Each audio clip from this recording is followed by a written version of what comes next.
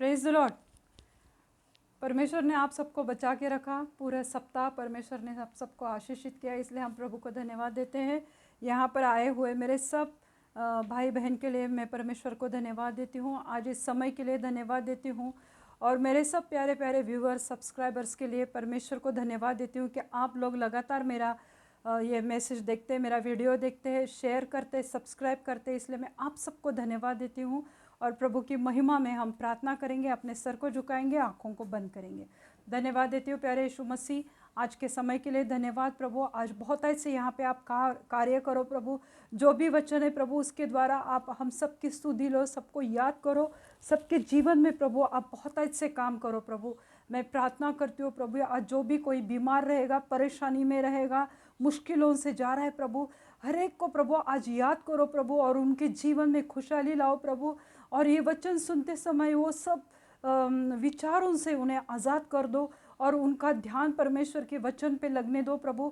आप ये वचन के द्वारा उनसे बात करो और हर एक को छुओ, हर एक को आशीषित करो प्रभु। और वचन हर एक के जीवन में बहुत अच्छे काम करने दो प्रभु। प्रार्थना विनती करती हूँ प्रभु कि ये वचन 100 गुना फल लेकर आए प्रभु। आगे का समय प्रभु यीशु मसीह मैं आपके पवित्र हाथ में देती हूँ। सब विनती प्यारे यीशु मसीह के नाम से मांगती हूँ, आप इसे सुनिए और दया से कबूल कीजिए। आमेन आमेन।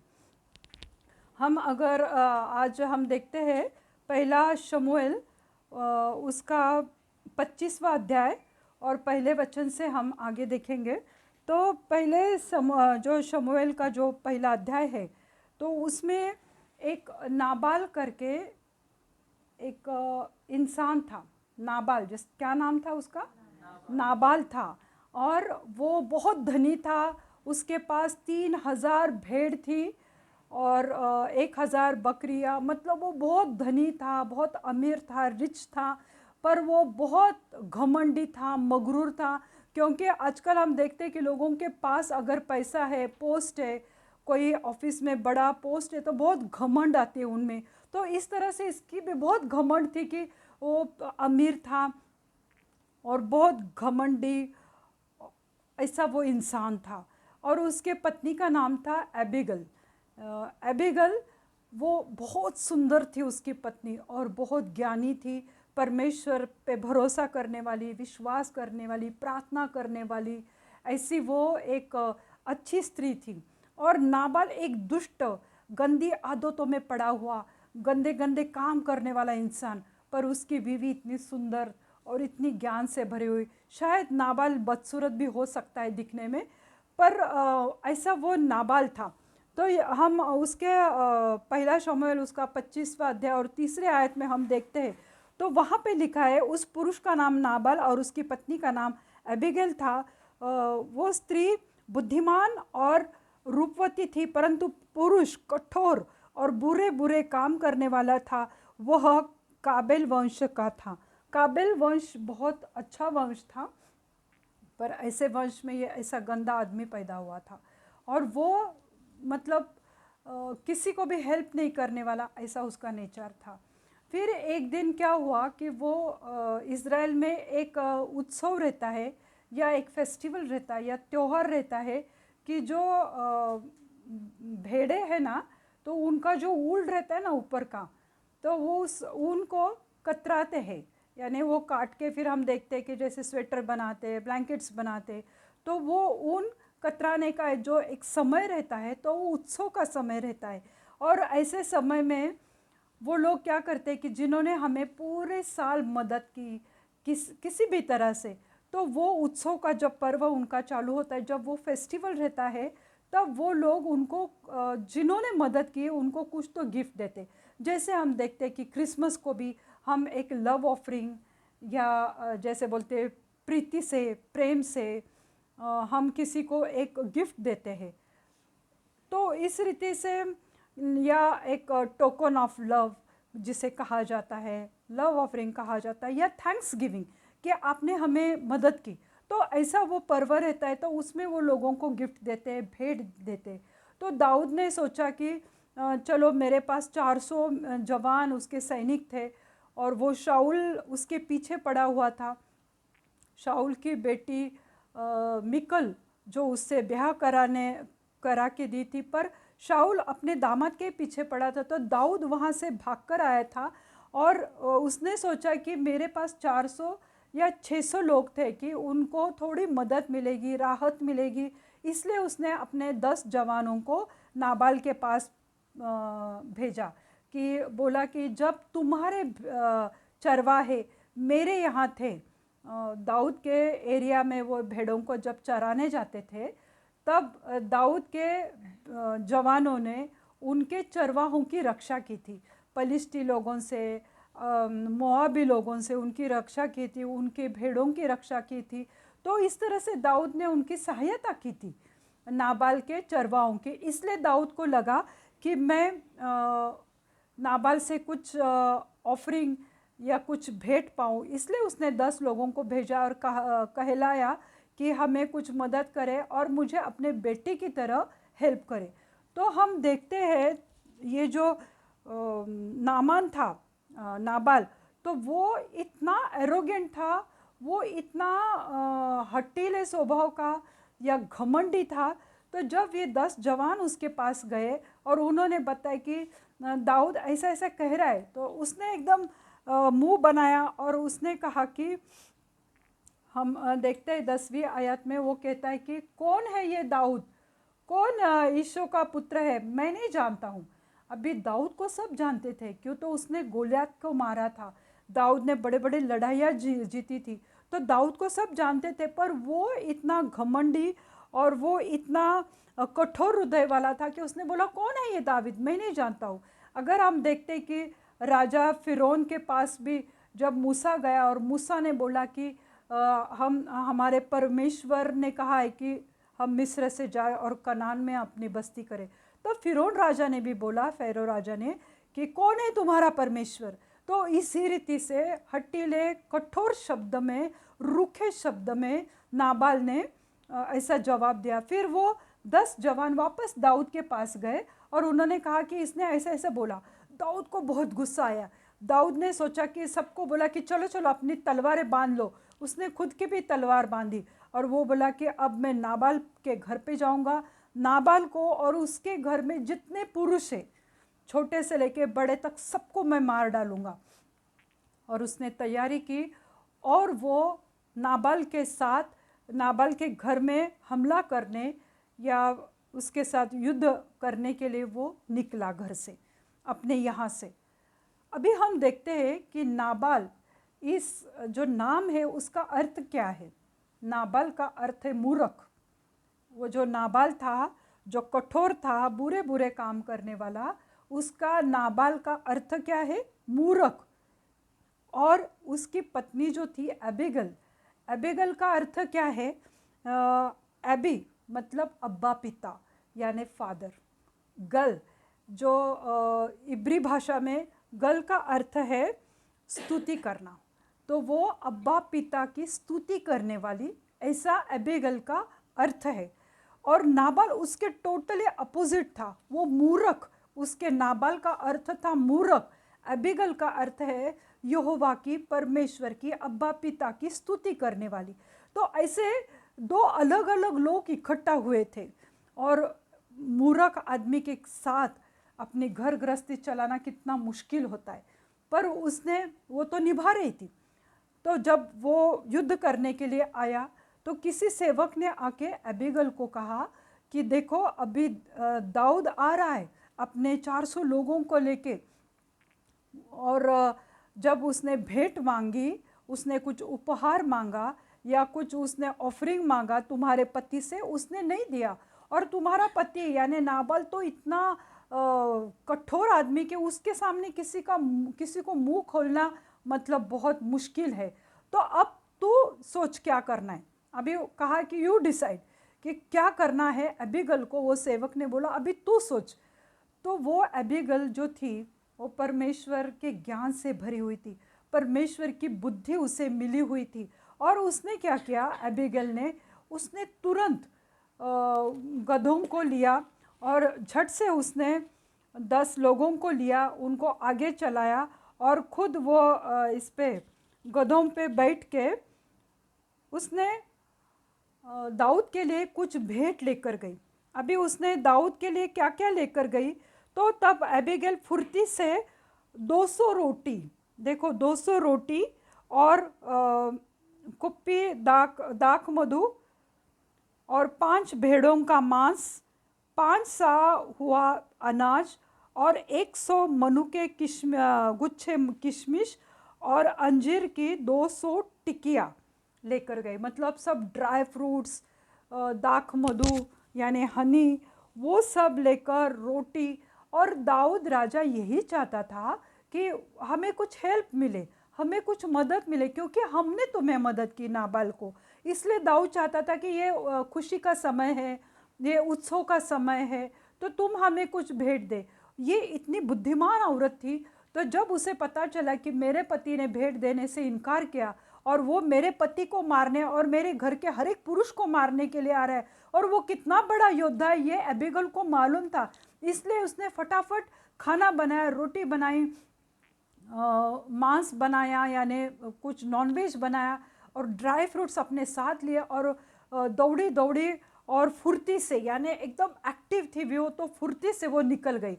और जब वो जा रही थी और सामने से दाऊद 400 लोगों को लेके आ रहा था, दाऊद गुस्से में था, दाऊद के आंखों में गुस्सा था, बहुत गुस्से में भरा हुआ था कि मुझे इतना उसने इंसल्ट किया, मैं तो सिर्फ उससे मदद मांगने के लिए मैंने जवानों को भेजा और हमें क्या मिला, नफरत और इंसल्ट।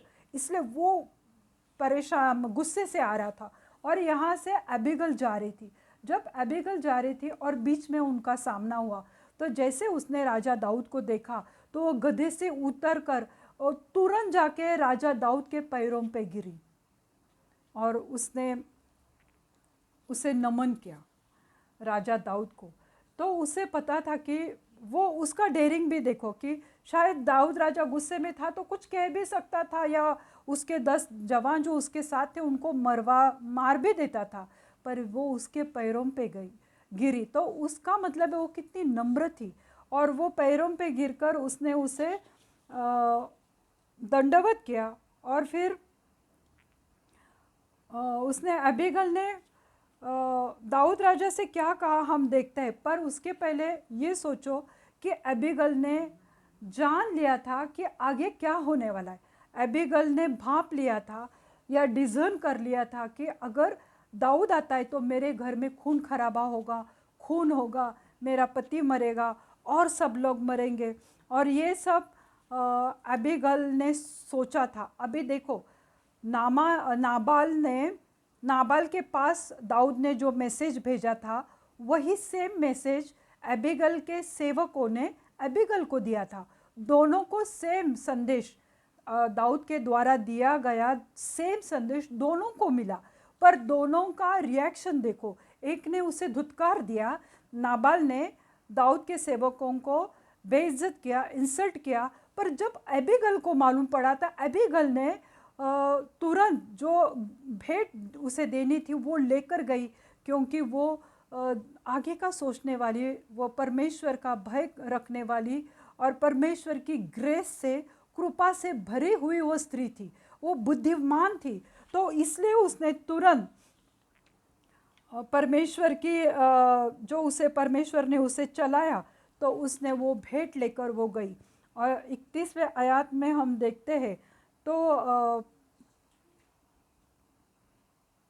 31वें आयत में हम देखते हैं एबिगल ने नाबाल के सारे अपराध अपने सर पर लिए और उसके पैरों पर फिर गिरकर दंडवत किया और कहा, दाऊद को प्रभु ने हर बार ऊंचा किया है। मतलब वो 23 से लेके 31 तक हम अगर देखते हैं तो वो वचनों का अर्थ यही है कि उसने दाऊद को नमन किया, दंडवत किया, और उसने कहा कि नाबाल के सारे अपराध, नाबाल ने जो दाऊद का इंसल्ट किया था, उसको बेइज्जत किया था, तो उसके जो अपराध थे वो उसने अपने ऊपर लिए। और उसने दाऊद के साथ सामने जाके उसने क्षमा मांगी होगी। और उसका अर्थ यही है कि उसने दाऊद से कहा कि देखो, परमेश्वर ने तो तुम्हें कितना ऊंचा किया है, तुम हर बार परमेश्वर की युद्ध तुमने लड़ाइयाँ जीती है। परमेश्वर का युद्ध मतलब उस वक्त लोग इस्राएली लोग बाल की पूजा करते थे। तो इसलिए वो इस्राएल के देवता यानी यहोवा के लिए दाऊद युद्ध करता था। तो उसने कहा कि तूने तो परमेश्वर की लड़ाई जीती है, तुझे हर बार परमेश्वर ने जितवाया है, हर बार प्रभु ने तुम्हें ऊंचा किया है। तो उसने कहा, नाबाल जैसा घमंडी और मूर्ख इंसान के खून से अपने आप को अशुद्ध मत कर। नाबाल मेरा पति तो घमंडी है, मूर्ख है, अरे तू उसका खून करके अपने आप को क्यों अशुद्ध कर रहा है? क्योंकि मेरा पति तो ऑलरेडी शराबी है, जुआरी है, गंदे काम करने वाला है, घमंडी है, वो परमेश्वर को मानता नहीं है, उसका नाम ही है मूर्ख, नाबाल का अर्थ ही मूर्ख है। तो उसने दाऊद को समझाया कि ऐसे इंसान का खून करके उसको मरवा के तुम क्यों अपने हाथ खून से रंगवाते हो? ऐसे गंदे आदमी का खून करके तुम अशुद्ध हो जाओगे। ऐसा अबीगल ने दाऊद को समझाया कि खून से अपने आप को अशुद्ध मत कर। नाबाल जैसा कमज़ोर और घिनौना इंसान से बदला लेना या प्रतिशोध करना राजा के हैसियत या काबिलियत के खिलाफ है। अरे तुम्हारी हैसियत कितनी ऊंची है, तुम्हारी काबिलियत कितनी ऊंची है, क्योंकि तुम्हारा यहोवा परमेश्वर तुम्हारे साथ है। और नाबाल जैसे मूर्ख इंसान का खून करके या रक्तपात करते तुम्हें कुछ नहीं मिलेगा, उल्टा उसके खून का इल्ज़ाम तुम्हारे सर पे चढ़ेगा, जो कि इंसान खुद बुरा है। ऐसे बुरे इंसान का मार के तुम अपने आप को अशुद्ध मत करो। और वो कैसा है? घिनौना इंसान है और कमज़ोर इंसान है, जैसे दिखाता है वो अंदर से खोखला है, कमज़ोर है। ऐसे इंसान को खून करने के तुम्हारे काबिलियत के खिलाफ है। मतलब तुम इतने अच्छे योद्धा हो, नाबाल जैसे कमज़ोर इंसान को तुम क्यों मारते हो? तो उसने बहुत अच्छी तरीके से दाऊद को समझाया। वह दाऊद और नाबाल के बीच में मीडिएटर बन गई थी, एक मध्यस्थ बन गई थी। नाबाल जो घिनौने काम करने वाला, ज़िद्दी, घमंडी इंसान, और दाऊद एक अच्छा इंसान जो परमेश्वर के हृदय के साथ उसका हृदय था। तो वो दोनों के बीच में अबीगल ने एक मध्यस्थी की, दोनों के बीच में जाके उसने इंटरसेशन किया, वो मीडिएटर का काम किया। और नाबाल तो घर पे था, नाबाल को तो पता ही नहीं था कि ऐसा कुछ हुआ है, कि दाऊद राजा आ रहा है मुझे मारने के लिए। वो तो शराब में, नशे में धुत था, और इसने अपने पति को नहीं बताया, वो क्योंकि वो मृत्यु और जीवन का सवाल था। अगर वो थोड़ी देर और रुकती थी तब तक दाऊद आता था और सबका खात्मा कर देता था। तो इसलिए उसने नाबाल को, अपने पति को नहीं बताया। पर असल में पति पत्नी का रिलेशन ट्रांसपेरेंट होना चाहिए, क्लियर होना चाहिए। अगर हम कोई बड़ा डिसीजन ले रहे, कोई निर्णय ले रहे, तो पति ने पत्नी से पूछना चाहिए, पत्नी ने पति से पूछना चाहिए। पर ये सिचुएशन ये ऐसी थी कि उसे भागकर जाना पड़ा, फुर्ती से वो गई। अगर वो नहीं जाती थी तो वहाँ पे बहुत बड़ा संकट आता था। तो फिर वो दोनों के बीच में वो एक मीडिएटर रही, और अबीगल ने दाऊद को रक्तपात से बचाए। उसने इस तरीके से बताया कि देख, तू तो एक न एक दिन राजा बनने वाला है, और जब तू राजा बनेगा ना, तब इस दासी को याद करना। और मतलब उसने दाऊद के ऊपर विश्वास रखा और उसे कहा कि ये तुम्हारी दासी है, उसको तुम याद करो जब तुम राजा बन जाओगे। तो वह एक शांति का दूत बन के वो गई थी, क्योंकि दाऊद तो मरवाने, मारने के लिए आ रहा था नाबाल को और उसके घर के हर एक पुरुष को, जेंट्स को। पर अबीगल एक दोनों के बीच में आके उसने एक शांति का दूत वो वहाँ पे आई थी। मतलब परमेश्वर ने उसे इस कदर चलाया था। हम आगे देखते 32 और 33 वर्स में हम देखते हैं, 1 सैमुअल 25 वर्स 22 टू 32 टू 33। पहला शमूएल उसका 25वां अध्याय 32 और 33वें वचन को हम देखते हैं। दाऊद ने अबीगल से कहा, इस्राएल का परमेश्वर धन्य है जिसने आज के दिन तुझसे भेंट करने के लिए तुझे भेजा। तो दाऊद ने उसे कहा कि धन्य है वो इस्राएल का परमेश्वर कि जिसने आज के दिन मुझसे भेंट करने के लिए तुझे भेजा। अगर तू नहीं आती थी ना तो सुबह सुबह आकर मैं सबको मार देता था। पर धन्य है तेरा परमेश्वर, धन्य है वो इस्राएल का परमेश्वर कि जिसने तुझे मेरे पास भेजा और मुझे समझाए कि ऐसे गंदे आदमी को मार के अपने आप को अशुद्ध मत करो और अपने आप को रक्तपात से बचाओ। तो उसने कहा कि धन्य है तेरा परमेश्वर। और 33वें आयत में हम देखते हैं, और तेरा विवेक धन्य है और तू भी धन्य है। तेरा विवेक मतलब तेरा टैलेंट, तेरी बुद्धि, तेरी समझ, तेरी सोच, तेरा ज्ञान बहुत धन्य है। अगर तू फुर्ती से नहीं आती थी और फुर्ती से आकर मुझे नहीं समझाती थी, मुझे नहीं बताती थी, मुझे एडवाइस नहीं करती थी, मुझे सलाह नहीं देती थी, तो कितना बड़ा अनर्थ होता था। तो उसने कहा धन्य है तेरा परमेश्वर, धन्य है तेरा विवेक, धन्य है तू कि तूने मुझे आज के दिन खून करने से और अपना बदला आप लेने से रोका। मैं तो बदला लेना चाहता था क्योंकि उसने मेरा इंसल्ट किया नाबाल ने, मैं तो बदला लेना चाहता था। पर धन्य है एबीगल तू, क्योंकि तूने मुझे इस खून खराबे से बचा। तो नाबाल और उसके लोगों का खून खराबा करने से रोकने के लिए परमेश्वर ने एबीगल को भेजा था। एबीगल ऐसे उठकर नहीं गई। देखिए मेरे प्रियो, हमारे जीवन में जो भी चीज़ें होती है तो उसमें जब परमेश्वर रहता है तो परमेश्वर हमें योग्य रीति से, सही ढंग से वो हमें चलाता है। तो एबीगल ने, परमेश्वर ने उसे चलाया और परमेश्वर ने एबीगल को वहाँ पे भेजा था। फिर हम देखते हैं कि इतना बड़ा बदला लेने की योजना करने में मैं कितनी बड़ी गलती कर रहा था, ये दावीद समझ गया कि मैंने तो इतना बड़ा योजना बनाई थी नाबाल को मारने की। उसके घर के हर एक आदमी, देखो जब नाबाल तो बहुत धनी था, जब वो उसके घर के हर एक आदमी को मारता था तो शायद एबीगल को वो एक गुलाम के हैसियत से लेकर जाता था। पर ये सब बच गया क्योंकि उसको समझ में आया। तो उसने कहा कि इतना बड़ा बदला लेने की योजना मैं कर रहा था पर मैं बहुत बड़ी गलती कर रहा था। ये दाऊद को पता चला, उसने मान लिया। तो कभी कभी मेरे प्रियो, हमारी आंखें खुलने के लिए और गलत काम करने से रोकने के लिए और हमें अच्छा मार्गदर्शन देने के लिए लोगों को हमारे पास परमेश्वर भेजता है। कभी कभी हमारे जीवन में भी ऐसे प्रॉब्लम्स आती है तो परमेश्वर हमें ऐसे लोगों को हमारे पास, हमारी आंखें खोलने के लिए कि देखो बेटा तू ये गलत कर रहा है, देखो मेरी बेटी तू एक गलत रास्ते से जा रही, तू अपने घर गृहस्थी में मन लगा, बेटे तू अपने पत्नी से प्रेम कर। तो कभी कभी जब पति पत्नी में अनबन हो जाती है तो बड़े आके उन्हें सलाह देते, उन्हें एडवाइस देते हैं हमारी आंखें खोलने के लिए कि तुम अच्छे से रहो। या हमारे ऑफिस में कभी प्रॉब्लम आती है तो कोई थर्ड पर्सन आके हमें एडवाइस देता है ताकि हमारी आंखें खुल जाए और हम गलत काम करने से रुक जाए।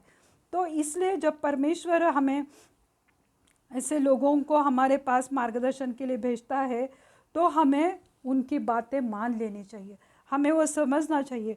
जब लोग इस तरह से हमें सलाह देते हैं तब हमें परमेश्वर के वचन के द्वारा हमारी आत्मा और विवेक यानी बुद्धि को चलाने वाले पवित्र आत्मा के मार्गदर्शन के अनुसार तुम्हारे शब्द और तुम्हारी योजनाओं का परीक्षण करना चाहिए कि मैं क्या बोल रही हूँ, मैं क्या योजना कर रही हूँ मेरे दुश्मनों के लिए, जो मुझे सताते, जो मुझे तंग करते, जो मुझे गाली गलौज करते, जो ऑफिस में मेरा इंसल्ट करते, जो घर में मेरी बेइज्जत करते, जो मेरे सोसाइटी में मुझे तकलीफ़ देते, जो समाज में मुझे तंग करते, जो चर्च में मुझे तकलीफ़ देते हैं।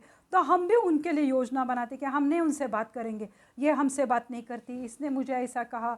तो हम भी हमारे मन में ऐसी कुछ बुरी योजना करते। पर जब कोई लोग आके हमें कोई अच्छा एडवाइस दे रहे और हमारी आत्मा, जो हमारी आत्मा है उसको मार्गदर्शन जब परमेश्वर के वचनों के द्वारा हमें मिलता है तो हमारे शब्द और हमारी सोच और हमारी जो योजना हम करते हैं तो हमें उसके लिए एनालाइज हमारा खुद का करना पड़ता है, हमें अपने आप का परीक्षण करना चाहिए। जैसे कि दाऊद ने अपना परीक्षण किया, उसने माना कि मैं ये करने जा रहा था, बड़ा अनर्थ होता था, पर धन्य है एबीगल तू, तेरी सोच, तेरा विवेक, धन्य है तेरा परमेश्वर। एबीगल ने तो दाऊद से भेंट करने से पहले अपने पति से कुछ नहीं कहा था, जैसे मैंने पहले ही बोला था।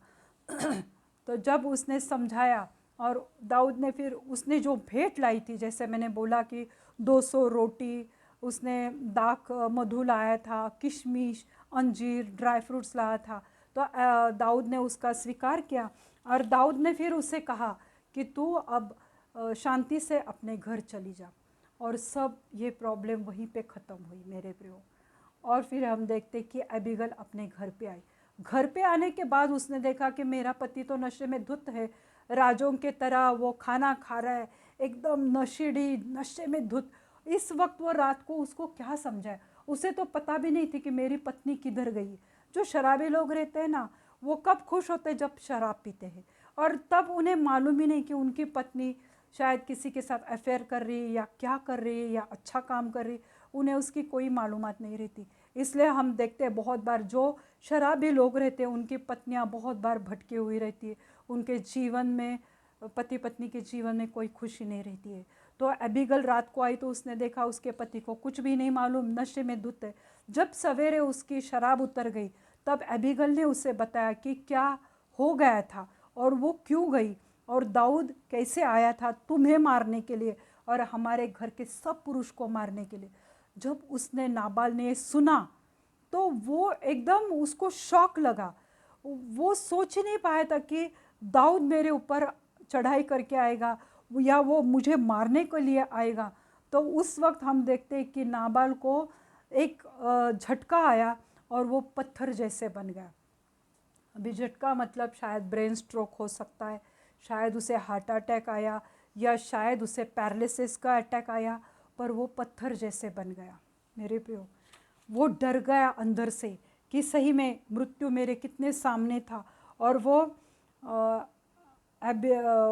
डर गया और वो पत्थर जैसे बन गया। 37वें आयत में हम देखते हैं 25 वर्स 37, तो उसमें लिखा है, सवेरे जब नाबाल का नशा उतर गया तब उसकी पत्नी ने उसे सारा हाल सुनाया। तब उसके मन का हियाव जाता रहा, यानी जो उसके मन का कॉन्फिडेंस है वो सब चला गया, हियाव चला गया और वह पत्थर सा सुन्न हो गया और वो एकदम पत्थर हो गया। उसे वहाँ पे एक अटैक आया और हम देखते हैं कि 10 दिन वो उसके बाद वो बीमार रहा। कौन? नाबाल। Praise God. नाबाल बीमार रहा और 10 दिन के बाद वो मर गया। देखते क्या है कि वो मर गया, परमेश्वर ने खुद उसे मरवाया, क्योंकि दाऊद राजा के लिए परमेश्वर के पास बहुत बड़ी योजना थी। और नाबाल ने जिस तरह से उसे पलटकर जवाब दिया, उसका इंसल्ट किया, तो वो परमेश्वर को भी देखा नहीं गया। और जब दाऊद को पता चल गया कि नाबाल मर गया तो उसने परमेश्वर को बहुत धन्यवाद दिया कि हे प्रभु, ये तो अपनी मौत मर गया, पर मैं अगर जाके उसको मारता था तो उसके मृत्यु का कारण मैं बनता था, उसका खून खराबे का इल्ज़ाम मेरे सर पे होता था और इतने सारे आदमी उसके घर के मैं मार देता था। प्रभु तू धन्य है, एबीगल धन्य है कि जिसने आके मुझे समझाया।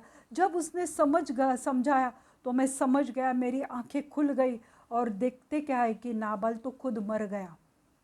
तो परमेश्वर का न्याय सिर्फ और सिर्फ नाबाल पे आया और बाकी जो उसके घर के पुरुष थे वो तो कोई नहीं मरे, सिर्फ नाबाल मर गया मेरे प्रियो। तो हम ये एबीगल की कहानी से हम क्या सीख लेते हैं कि कठिन समय में कैसे ग्रेसफुल रहना चाहिए, यानी परमेश्वर की कृपा में कैसे रहना चाहिए। देखिए मेरे प्रियो, प्रॉब्लम्स आएंगे, दुख दर्द परेशानियां तो आएंगी, लोग हमें सताएंगे, हमें अपमान करेंगे, पर ऐसे समय में हम कैसे रिएक्ट करें, हम कैसे प्रतिसाद उनको देंगे। तो ये एबीगल ने हमें सिखाया है कि हमें कैसे ग्रेसफुल रहना है और एक विश्वास और कृपा से भरी हुई ज़िंदगी कैसे जीना है।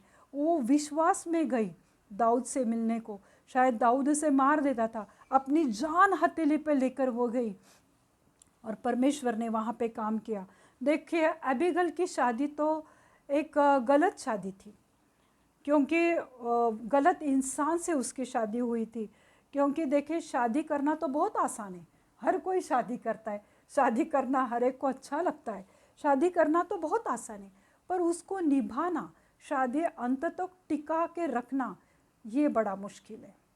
तो एबिगल की शादी गलत इंसान से हो गई थी, और एबिगल एक मूर्ख की पत्नी थी। पर हम देखते हैं कि जब दाऊद को पता चला कि नाबाल मर गया, तब दाऊद ने उसको संदेशा भेजा उसके दूतों के थ्रू, और उससे कहा कि मैं तुमसे शादी करूँगा। हालेलुया। तो दाऊद ने एबिगल को अपनी पत्नी बनाया। और हाँ, जो धन छुपा के रख रहा था नाबाल, जो थोड़ा सा धन वो दाऊद मांग रहा था, उसने नहीं दिया। पर ये खुद इतनी धनी थी एबिगल, क्योंकि उसका पति धनी था, तो एबिगल की सारी संपत्ति ऑटोमेटिकली दाऊद को मिल गई। नाबाल ने थोड़ा सा दिया होता तो कुछ नहीं होता था, पर नाबाल का अंत आ गया था, उसके बुरे कामों का अंत परमेश्वर को भी करना था।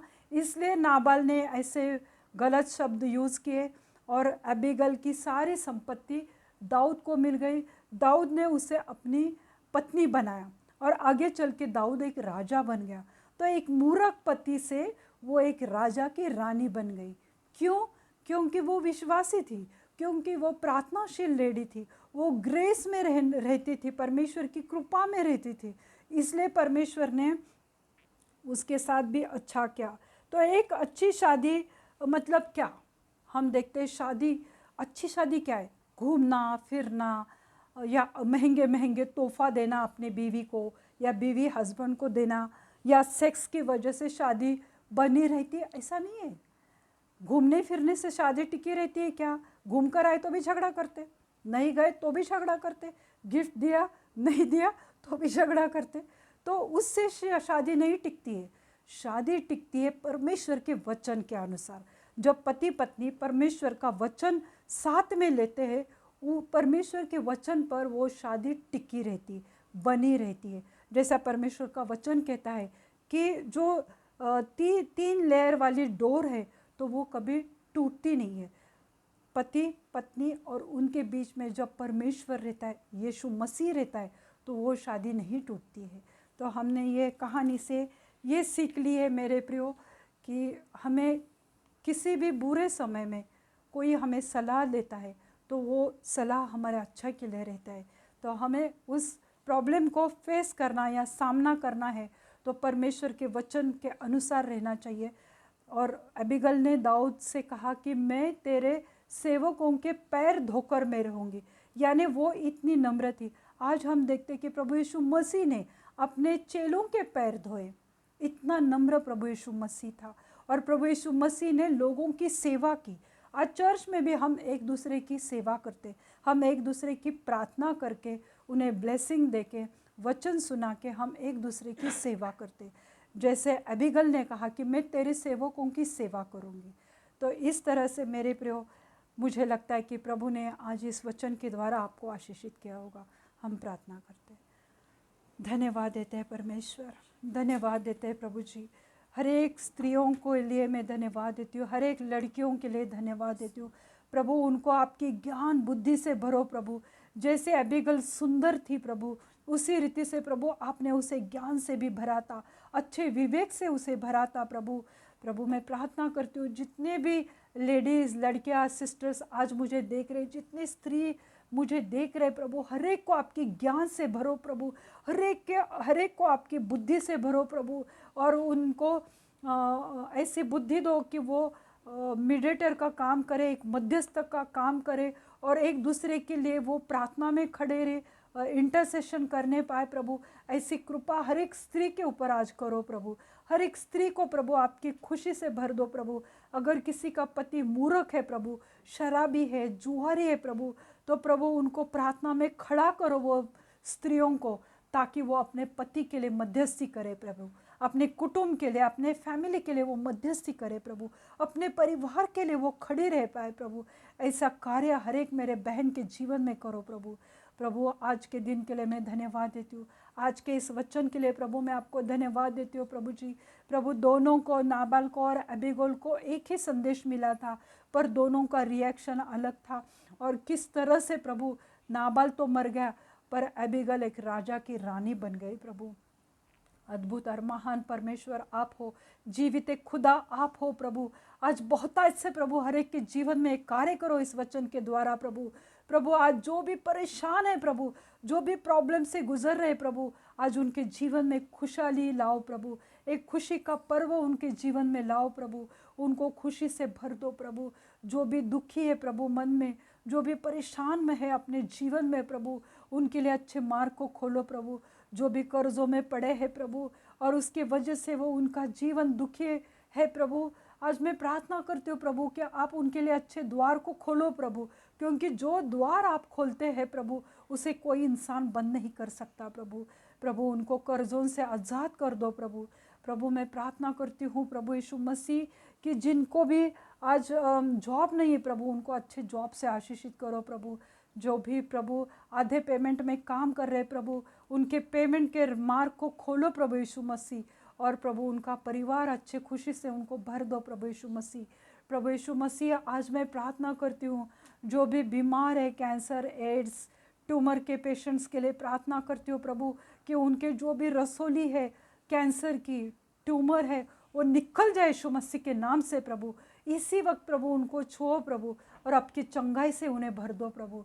प्रभु मैं आज प्रार्थना करती हूँ प्रभु जो भी टीबी के पेशेंट है, मिर्गी के पेशेंट है, उनको प्रभु आप अपनी चंगाई से भर दो प्रभु। जो भी कोरोना के पेशेंट है प्रभु, उनके फेफड़ों में प्रभु आप कार्य करो प्रभु, आपकी पवित्र सांस उनके फेफड़ों में डालो प्रभु यीशु मसीह। प्रभु मैं प्रार्थना करती हूँ प्रभु जी कि जो भी प्रभु ब्लड प्रेशर की प्रॉब्लम है, हार्ट की प्रॉब्लम है, हार्ट में ब्लॉकेजेस है प्रभु, वो सब निकल दो यीशु मसीह के नाम से प्रभु। वो डायबिटीज़, शुगर नॉर्मल कर दो प्रभु यीशु मसीह, वो बीपी भी नॉर्मल कर दो प्रभु। प्रभु जो आज लोग सुन रहे प्रभु, उन्होंने चंगाई को अपनाने के लिए उनके ऊपर कृपा कर दो प्रभु। इसी वक्त हर एक डायबिटिक पेशेंट को छुओ और उनको आरोग्य चंगाई से भर दो प्रभु। प्रभु मैं प्रार्थना करती हूँ हर एक स्त्रियों की बीमारी के लिए, हर एक खून बहने की बीमारी के लिए, हर एक वजाइना की प्रॉब्लम के लिए प्रभु, कि प्रभु उनको चंगाई से भर दो प्रभु यीशु मसीह। हर एक महिला को, हर एक स्त्री को प्रभु चंगाई दो प्रभु यीशु मसीह। प्रभु मैं प्रार्थना करती हूँ प्रभु हर एक के जो बाल गिरने की प्रॉब्लम है, हेयर फॉल की प्रॉब्लम है प्रभु, उनको चंगाई दो प्रभु। उनके बाल प्रभु उनके सोच के परे इतने लंबे सुंदर घने बाल से उन्हें आशीषित करो प्रभु। प्रभु आप कार्य करने वाले महान परमेश्वर है प्रभु। जो भी एथराइटिस की प्रॉब्लम है यीशु मसीह के नाम से निकल जाए प्रभु। हर एक शोल्डर पेन, हर एक नेक पेन, हर एक घुटने के दर्द को, हर एक एडी के दर्द को, एंकल्स के पेन को, हिल के पेन को मैं यीशु मसीह के नाम से डांटती हूँ। हर एक एथराइटिस निकल जाए यीशु मसीह के नाम से, हर एक के शरीर से प्रभु, हर एक के skin, cells, tissues, muscles, bone को आपके पवित्र लहू से ढक देती हो प्रभु। जो भी प्रभु लोगों के हाथ में प्रॉब्लम है, कमज़ोरी है प्रभु, घुटने में दर्द है, कमज़ोरी है प्रभु, वो सब निकल जाए यीशु मसीह के नाम से प्रभु। हर एक को आपकी चंगाई से इससे वक्त भर जाए प्रभु। हर एक परमेश्वर जो भी लोगों के रीढ़ के हड्डी में प्रॉब्लम है, स्पॉन्डिलाइटिस है, फ्रोजन शोल्डर है प्रभु, सबको प्रभु आपको चंगाई से भर दो मेरे प्यारे यीशु मसीह। टेनिस एल्बो की प्रॉब्लम से निकाल दो प्रभु यीशु मसीह। प्रभु जी मैं प्रार्थना करती हूँ मेरे जीवित खुदा कि जो भी छोटे बच्चे हैं प्रभु, उन्हें आपके पवित्र लहू से ढकती हो प्रभु। उन्हें कोई बीमारी उनके ऊपर ना आने दे प्रभु, क्योंकि आप बच्चों से प्यार करने वाले महान परमेश्वर है प्रभु। जो भी फैमिलीज, पति पत्नी में अनबन है प्रभु, जिस तरह से नाबाल और एबिगल की तरह अगर किसी का पति इस तरह से गंदे गंदे काम में है, शराबी है, हटीला है, घमंडी है प्रभु, वो अपने पत्नी को सताता है, मारता पीटता है, गाली गलौज करता है प्रभु, हर एक ऐसे पति को मैं आज आपके पवित्र लहू से धोकर शुद्ध करती हूँ प्रभु। उनको ये सब शराब की लत से उन्हें आज़ाद कर दो प्रभु। अपने पत्नी के ऊपर अपने जैसे प्यार करने की उन्हें इच्छा दो। हर एक पत्नी को अपने पति के ऊपर अपने जैसे प्रेम करने की इच्छा दो प्रभु। और हर एक फैमिली को, परिवार को प्रभु बचा के रखो प्रभु। प्रभु मैं प्रार्थना करती हूँ मेरे जीवित खुदा कि आप हर एक की सुधि लेने वाले परमेश्वर है प्रभु। आज प्रभु कोई अपने लिए लाइफ पार्टनर के लिए ढूंढ रहा है, कोई नौजवान मेरे भाई बहन प्रभु, उन्हें अपने पवित्र भंडार से प्रभु, अच्छे लाइफ पार्टनर से उन्हें आशीषित कर दो प्रभु। प्रभु मैं प्रार्थना करती हूँ जिनके भी पेमेंट पगार अटके हुए प्रभु, वो रिलीज़ हो जाए यीशु मसीह के नाम से प्रभु। जो प्रमोशन के लिए सोच रहे, जो अप्रेजल के लिए सोच रहे प्रभु, बढ़ोतरी के लिए एक्सपेक्ट कर रहे प्रभु, प्रार्थना करती हूँ उनको वो मिलने दे, वो पोस्ट से प्रभु उनको आशीषित करो, उन्हें अच्छे सैलरी से आशीषित करो। वो अप्रेजल प्रमोशन उनके लिए ही है और वो रिसीव करे इसी वक्त यीशु मसीह के नाम से प्रभु। प्रभु मैं प्रार्थना करती हूँ जो भी स्किन प्रॉब्लम है, यीशु मसीह के नाम से वो स्किन प्रॉब्लम निकल जाए प्रभु। उनकी स्किन प्रभु, जैसे प्रभु हमने देखा था कि आप स्किन आशीषित करने वाले परमेश्वर है, छोटे बच्चे से भी बढ़कर प्रभु आप वो स्किन प्रॉब्लम निकाल दो प्रभु। अगर स्किन में किसी को सोराइसिस है प्रभु, और परमेश्वर किसी को खुजली की प्रॉब्लम है, वो निकाल दो प्रभु। हर एक हिचिंग प्रॉब्लम को निकाल दो प्रभु। हर एक स्किन पे जो भी दाग धब्बे यीशु मसीह के नाम से निकल जाए प्रभु, क्योंकि हर एक को प्रभु आपने अपनी सुंदरता में बनाए, हर एक को प्रभु आपने अपने स्वरूप में बनाया प्रभु। तो प्रभु हर एक स्त्री पुरुष को आपकी सुंदरता से बनाओ प्रभु, उन्हें आशीषित करो प्रभु। धन्यवाद देती हूँ प्यारे यीशु मसीह, धन्यवाद देती हूँ आज प्रभु आपने इस वचन के द्वारा कार्य किया है, इस प्रार्थना में लोगों को छुआ है, आज़ाद किया है, चंगाई से भरा है, इसलिए मैं आपको धन्यवाद देती हूँ। सब विनती प्यारे प्यारे यीशु मसीह के पवित्र नाम से मैं मांगती हूँ पिता, इसे सुन और कबूल कर। आमीन। पिता परमेश्वर की अगापे शांति, पिता परमेश्वर की शांति आपके जीवन में सदैव बनी रहे। पुत्र की कृपा और पवित्र आत्मा की सहभागिता आपके ऊपर अभी से लेकर अंत तक बनी रहे। प्रभु आपको अपने आशीष से, अपनी समझ से, अपने ज्ञान से, अपने शांति से आपको भरे।